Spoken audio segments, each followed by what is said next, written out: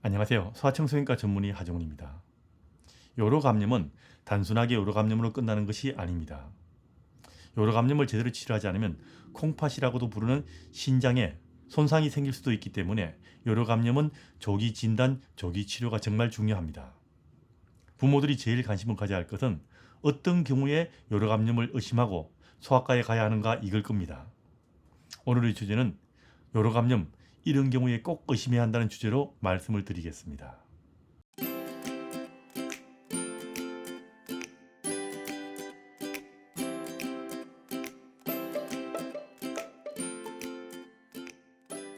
요로 감염의 증상은 큰아이들과 어린아이들이 증상이 좀 다른 경우가 있습니다.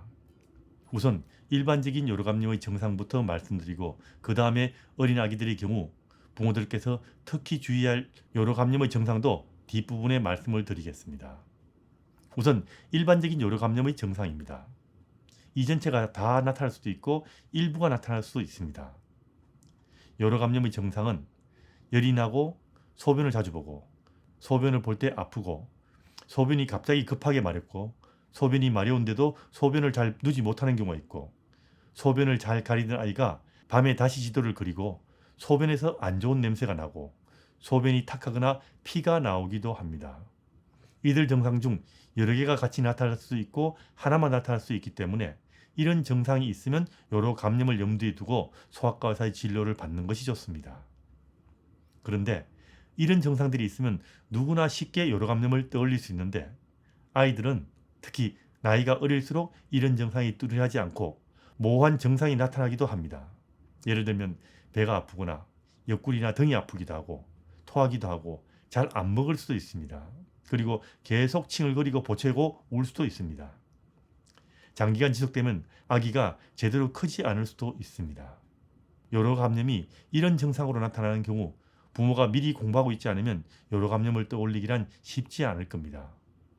미리 공부하고 이런 증상이 나타나면 의심하고 빨리 소아과에 가지 않으면 요로 감염을 조기에 진단 붙이지 못할 수 있으니까 이건 미리 꼭 알아두시는 것이 중요합니다. 다시 한번 말씀드리지만 요로 감염이 있다고 이런 증상들이 다 나타나는 거 아닙니다.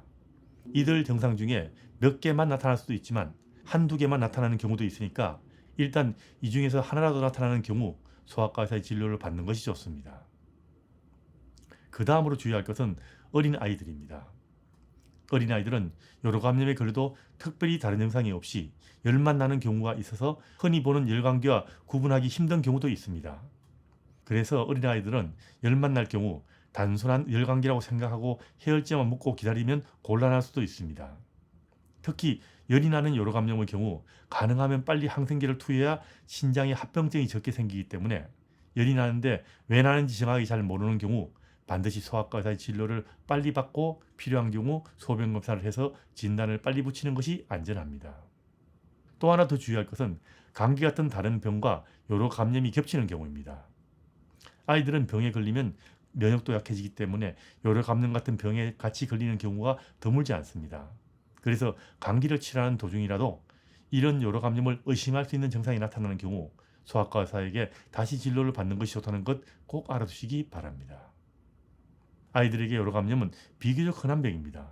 그리고 요로 감염은 조기 진단, 조기 치료가 중요합니다. 빨리 치료할수록 합병증이 적게 생길 수 있기 때문에 아이를 키우는 부모들은 아기가 어릴 때부터 요로 감염을 의심할 수 있는 증상은 미리 알아두시는 것이 좋다는 거 잊지 마시기 바랍니다.